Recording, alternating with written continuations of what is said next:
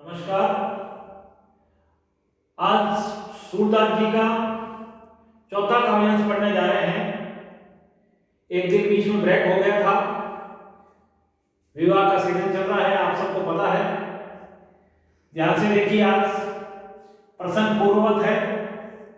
संदर्भ उद्धव की नीरस बातों को सुनकर, यानी रसहीन बातों को सुनकर गोपियां उद्धव से क्या कह रही है कि केवल हमें तो हरि के दर्शन करने हैं, बाकी हमें कोई नहीं करना है, हमें किसी बात से समझौता नहीं करेंगे, हमें तो आप हरि के दर्शन करा दो, बस कृष्ण भगवान के दर्शन करा दो।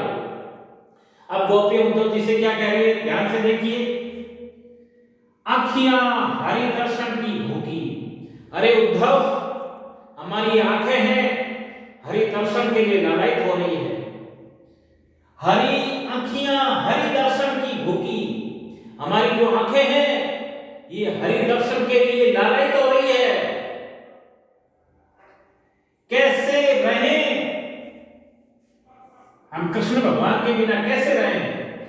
रूप रस रस, अरे रूप और रस में, सुंदरता में, आनंद में राशि डूबी हुई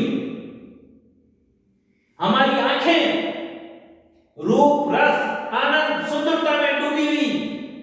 ये बतियां सुन रूखी, ये बतियां ही बातें, बतियां का मतलब क्या है, बातें, आपकी ये रूखी बातें सुन सुनकर बहुत दुखी हो रही है। कैसे रहें रूप रस राशि, यानी सुंदरता रूपी आनंद में डूबी हुई हमारी आंखें, ये आपकी रूखी बातें सुन सुनकर बहुत दुखी हो रही है। अवधि गणत इकटक मग जोवर। फिर गोपियां क्या कह रही है कि जब कृष्ण भगवान गोकुल छोड़कर मथुरा गए थे और मथुरा से वापस आने का हमें कहा था, तो हम कृष्ण भगवान का इंतजार कर रहे थे, आएंगे कृष्ण भगवान वापस आएंगे। अवधि का मतलब होता है समय, ठीक है। गणत यानी उस समय को एक टकी नजर से देखते हुए, और मग मग का मतलब होता है मार्ग, जो तेरी इंतजार करना। हम कृष्ण भगवान के उस मार्ग में वापस आने का बिल्कुल एकदम टकटकी नजर से उस समय को गिनते जा रहे थे कि कृष्ण भगवान आएंगे पुनः वापस, कृष्ण भगवान फिर से आएंगे। अवधि गणत एकटक मग जोवर, यानी कृष्ण भगवान मथुरा से पुनः आएंगे, उस समय को गिनते हुए, उस मार्ग का इंतजार करते हुए, उस मार्ग को देखते हुए लगातार हमारी आंखें तब ऐसी नहीं झुकी। उस समय भी हमारी आंखें इतनी व्यथित नहीं हुई, उस समय भी हमारी आंखें इतनी दुखी नहीं हुई। तब ऐसी न झुकी, उस समय भी इतनी व्यथित नहीं हुई। हे उद्धव, जितनी तुम्हारे ये योग रूपी संदेशों को सुन सुनकर हमारी आंखें व्यथित हो रही है, हमारी आंखें दुखी हो रही है। अब इन योग संदेश सुन, हे उद्धव, इन योग रूपी संदेशों को सुन सुनकर हमारी आंखें बहुत व्यथित हो गई है, बहुत दुखी हो गई है। अति अकुलानी दुखी, अति यानी बहुत, अकुलानी यानी व्याकुल, हमारी आंखें इन योग रूपी संदेशों को सुन सुनकर अत्यंत व्याकुल और दुखी हो गई है। हम इस योग रूपी संदेशों को अब नहीं सुन सकते हैं।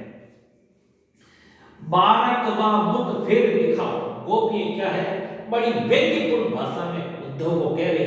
क्या कह रही है, बारकवा मुख फेर दिखाओ। बारक मतलब एक बार, बारक का मतलब क्या है, एक बार, एक बार वह मुख फेर दिखाओ। हे उद्धव, कृष्ण भगवान का बाल्य अवस्था का वो रूप एक बार फिर से दिखा दीजिए हमें।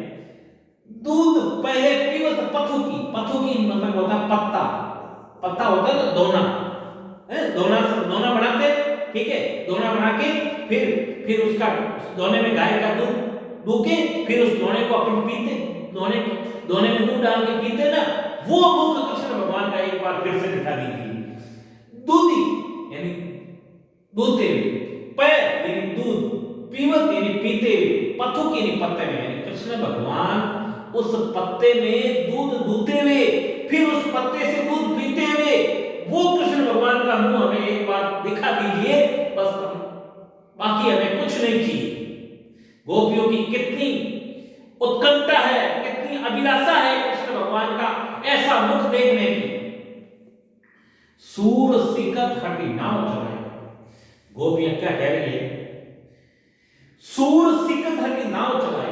सूरदास जी कह रहे हैं, सूर का मतलब सूरदास। सूरदास जी क्या कह रहे हैं? सिकत हटी नाव चलाए। सिकत यानी रेत। सिकत का रेत क्या होता है? रेत या मिट्टी।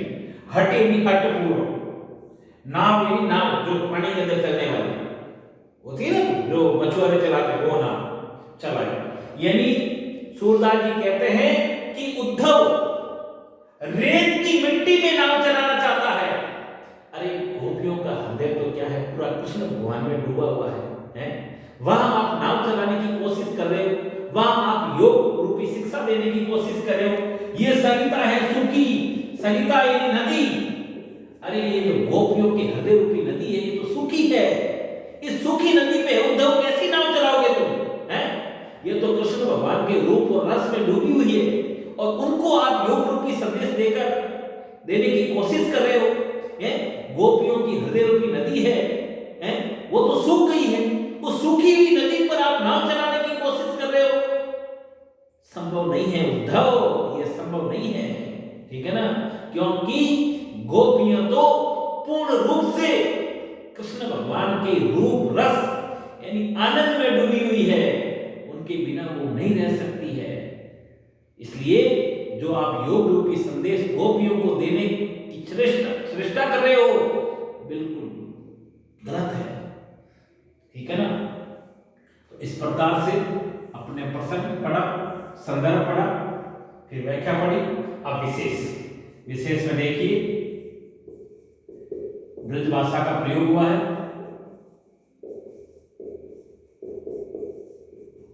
ब्रज भाषा का प्रयोग हुआ है। दूसरा, सूर सिकत हटी नाव चलायो, ये सरिता है सूखी। गोकुल की संस्कृति का वर्णन किया गया है इसमें। नहीं सुन, बारकवा फेर मुख दिखाओ, दूध पई पीवत पथों की। ये जो सेंटेंस है, इसमें गोपियों के द्वारा गोकुल की संस्कृति का वर्णन किया गया है। ठीक है ना? मतलब मां की दूधी पे पीवत पथों की, दूधी पे पीवत पथों की, मां की संस्कृति का वर्णन है।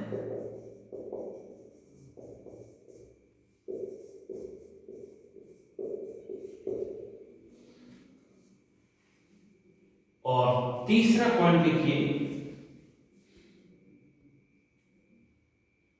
गोपियों ने उद्धव को अपनी व्यंग्यपूर्ण शैली में समझाया है।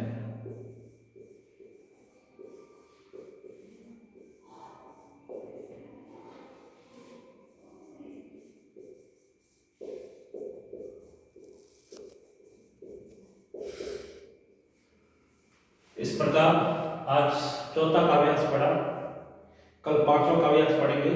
धन्यवाद।